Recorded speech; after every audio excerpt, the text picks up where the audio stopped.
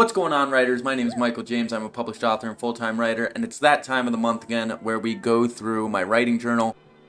Quick pause. I say it's that time of the month again, but I'm posting this video quite late, just because I've been a little busy. But yeah, enjoy.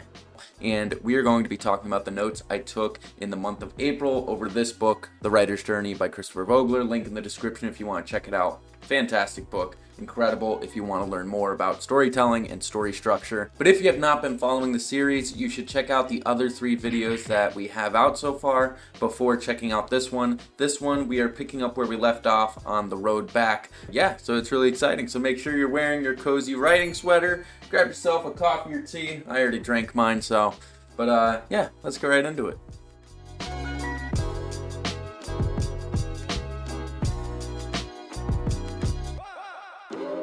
By the way, 2 quick things before we get into it. I'm messing with the color grading on my camera, so if I look a little yellow in this video, then that's why. I'm, you know, it's whatever. It's warm colors. The summer's here, you know? And then also, as you can see, I am building something really cool with my brother right now. These are like tackboard things. What are they called?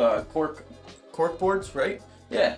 Building a corkboard wall. It's not finished yet. We only have 2 sides up, but it's going to be all the way across the top, all the way across the bottom, 1 more row underneath, and then there's a whiteboard in the center. And I'm really excited to get that finished because we are, well, not we, but I am planning to do different like teaching lectures using my corkboard wall and the whiteboard and stuff, and just showing you some stuff about storytelling and how you can make an outline with one of those if you get yourself a corkboard. But yeah, it's really exciting. So it's not finished yet, but hopefully you like it. It's going to be in all the videos from now on since it's right behind me.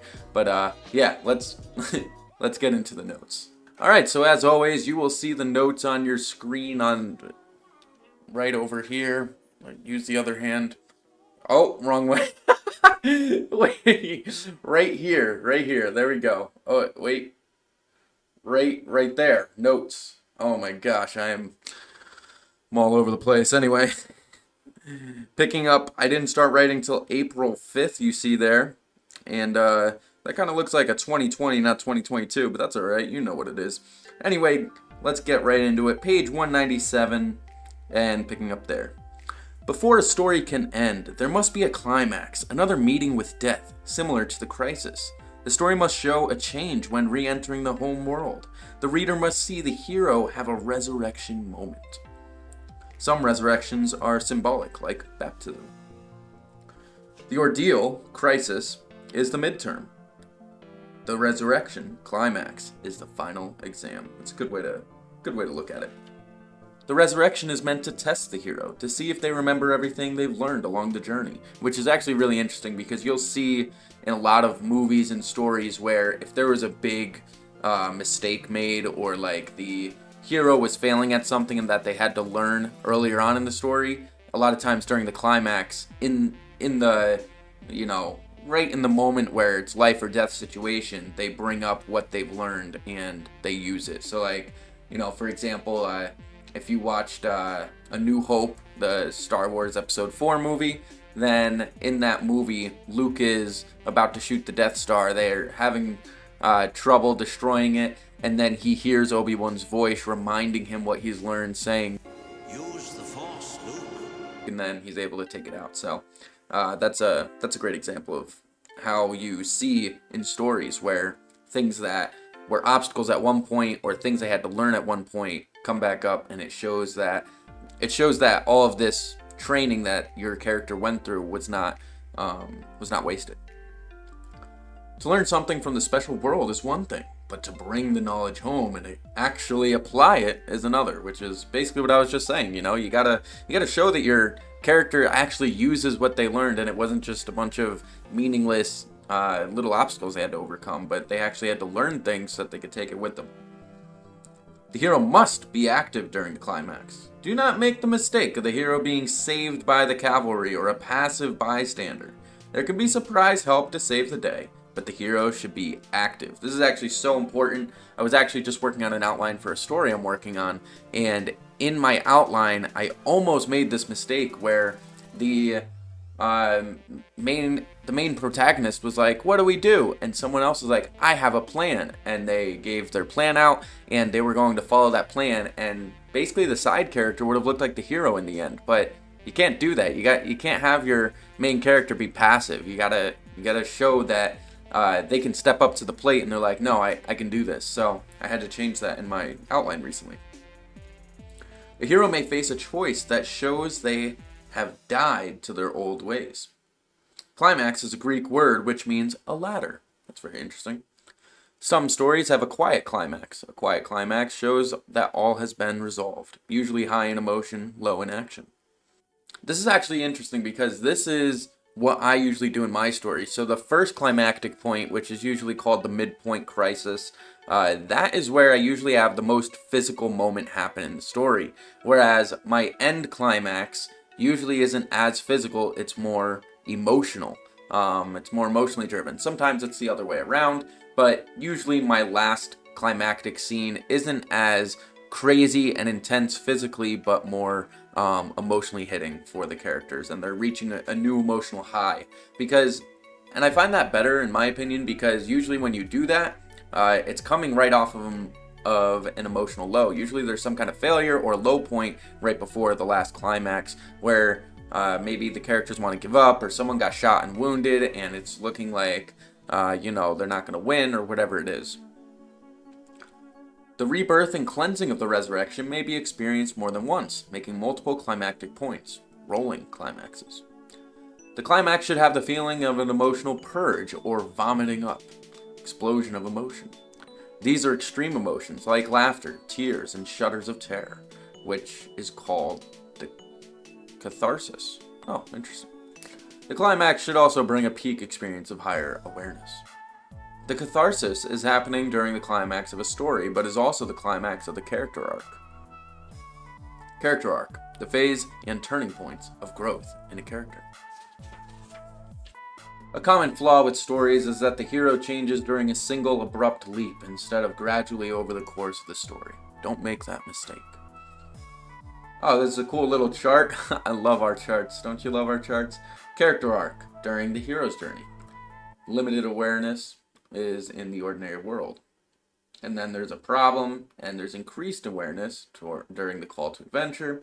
Reluctance to change, refusal, overcoming reluctance, meeting with the mentor, committing to change is happening at crossing the threshold, experimenting with first change, tests allies, enemies, preparing for big change, approach the inmost cave, big change during the ordeal, consequences for attempt is during the reward, rededication to change is the road back, final attempt to big change, resurrection, final mastery of the problem, return with the elixir. I love that. I love how you can see what is going on in your hero during these large moments in a story. And I like that you can outline it this way, because you can technically have two outlines in your story. You can have one outline with your, if you wanted to follow the hero's journey outline, you can have one outline with your 12 points, ordinary world, call to adventure, refusal, etc., etc. And then on the other side, you can have a character arc outline with your 12 points that would follow along, and it would have the limited awareness of a problem, and then increased awareness, reluctance to change, etc., and so forth. So this is super beneficial, and I would write it down yourself if you're trying to outline a story. Write down these 12 points, maybe on note cards or on a piece of paper, and spread them out so that you can look at them and then write down a summary for each of these points. And then we have this beautiful other diagram right here. I love this, the character arc structure. And you see it in Act 1, 2, and 3 here. And it goes across limited awareness, increased awareness, reluctance to change, overcoming, committing. Those all happen in Act 1. Act 2 is experimenting, preparing, big change, consequences, rededication. And then finally, Act 3 is the final attempt and the mastery. I really like that. The resurrection is the hero's last chance for any major attitude or behavior change. Sometimes hope will seem lost when a character seems to be gone or has given up, right before finally changing their mind at the last minute. An example of this is Han Solo helping during the Death Star attack, which I do like that scene where Han Solo, he's like not on board to help them take down the Death Star, and then out of nowhere,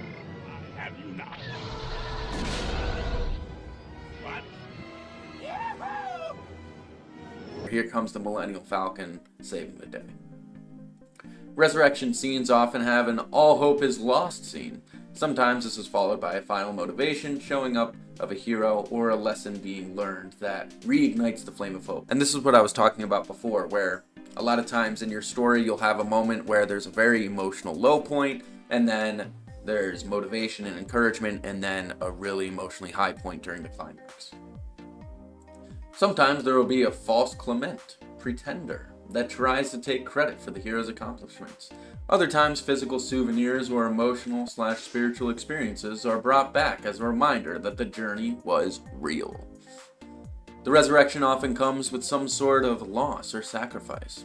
This might be like a stance, belief, a possession, or in Luke Skywalker's case in The Empire Strikes Back, a hand.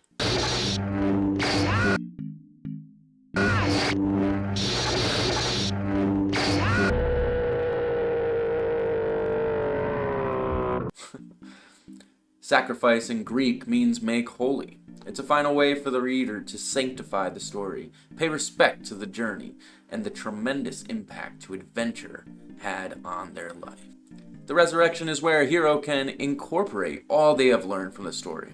A climax or final chase scene should show off a hero using everything learned from characters and obstacles of the adventure. There should be an outward sign of change in the hero. Show don't tell this change. It's not enough for it just to be talked about. The hero must actionably prove it. 3 options for a hero at the end of a story. Return to the starting place, go home or continue the journey. Return with the Elixir, the section where the hero brings something to share and or heal from the special world. So now we are going from the resurrection to return with the Elixir. Returning with the Elixir means implementing change in your daily life and using the lessons of adventure to heal your wounds. The denouement, French word for return, meaning untying or unknotting. Plot lines are weaved into a story, creating tension. The return is where the knots are finished being untied. Sometimes the term tying up loose ends is used as the tension is released to finish the circle is formed. Oh my goodness. Sometimes the term tying up loose ends is used as the tension is released and the finished circle is formed. There are 2 ending types: circular, sense of closure; open-ended, sense of ambiguity.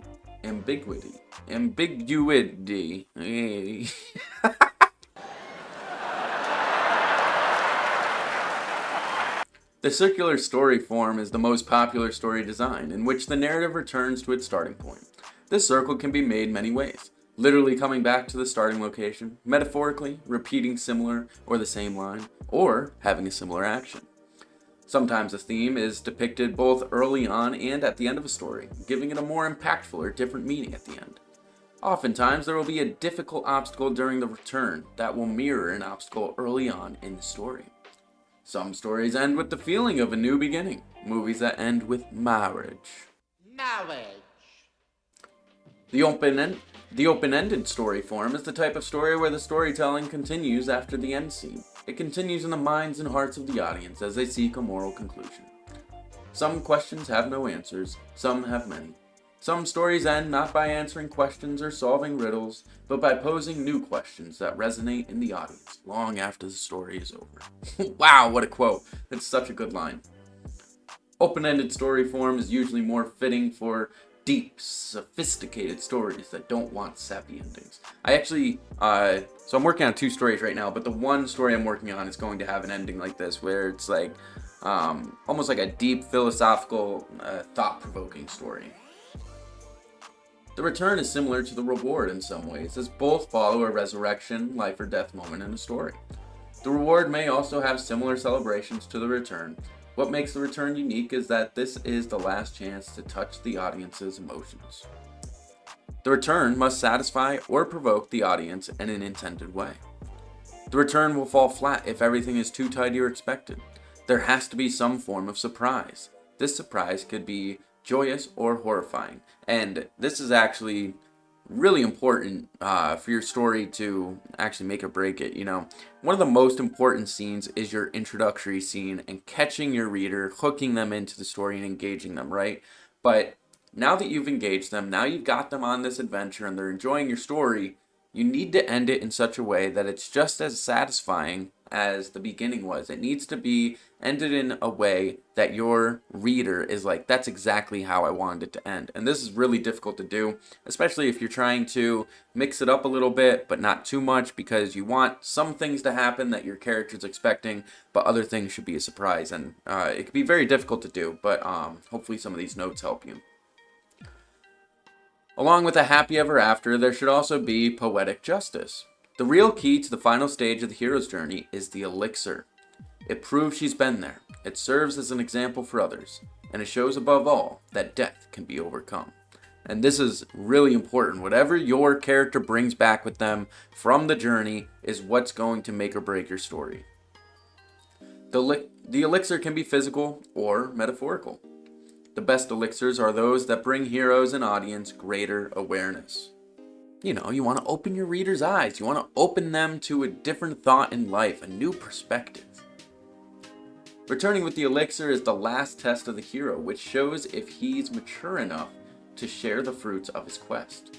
While the elixir can come in forms like money, new status, revival, etc., tragedies often have the elixir be a moral or lesson for the reader to take away from the story.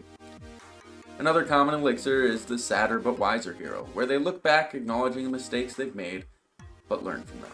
I actually really like that. That's kind of how I want my one story to end. I want there to be a feeling where it is sad, it is a tragedy, it ends in a way that you're like, dang, like they never learned their lesson, but at the same time, you know, there are morals in it that they learn from in the end. On the other hand, some heroes swear they've learned their lesson, but leave behind the elixir when they return home, sadder but not wiser. The penalty for failing to return with the elixir. The hero or someone else is doomed to repeat the ordeal until the lesson is learned or the elixir is brought home to share. Causes for bad story endings. The return is too abrupt, prolonged, unfocused, unsurprising, or unsatisfying. Subplots should have at least 3 beats or scenes throughout the story, 1 per act. I really like that rule of thumb. That is so important.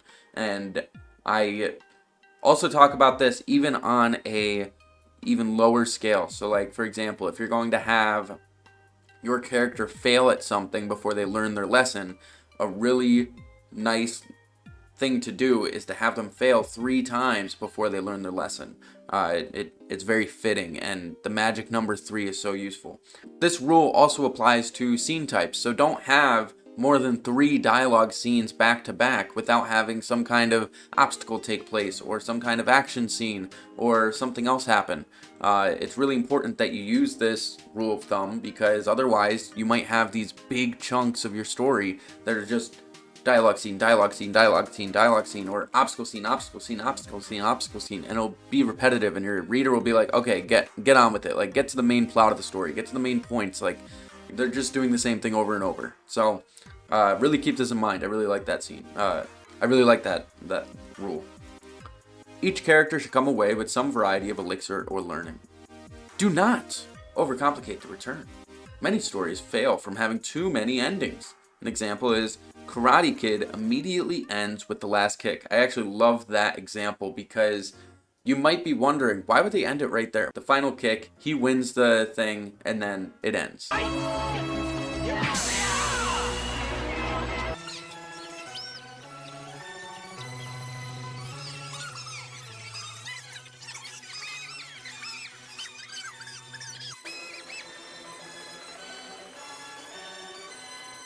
You don't see him go home. You don't see if he heals and recovers from his ankle.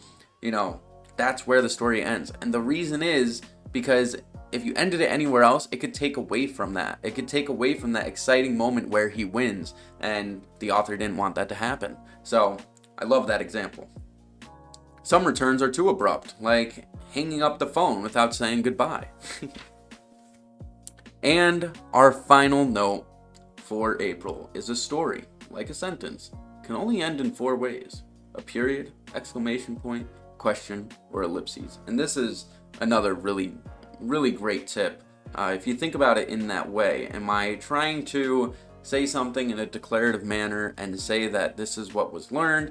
Am I trying to make a motivational, like, confident stance on something with an exclamation point or screaming about something? Am I asking a question like, did you learn your lesson? Or is this a ... like, will this happen again? And your reader's wondering if the story will continue, or if this character really learned their lesson, or if they're going back to their other old ways, stuff like that. So that's where the notes end for April. I hope you learned a lot from the writer's journey. We have now gone over all 12 points. Thanks for watching. Hope you learned a lot from the writer's journey. Hope you learned a lot from my journal this month. Leave a like if you enjoyed the video, and leave a comment below if you have any comments or things you want to share about how you've used the hero's journey to your advantage while storytelling, or maybe you dislike the hero's journey, and I would love to hear what you think about these outline points and why you agree or disagree with them. And if you enjoy the content, you can always subscribe. It's free, and it really brings joy to my heart. Alright, see you guys.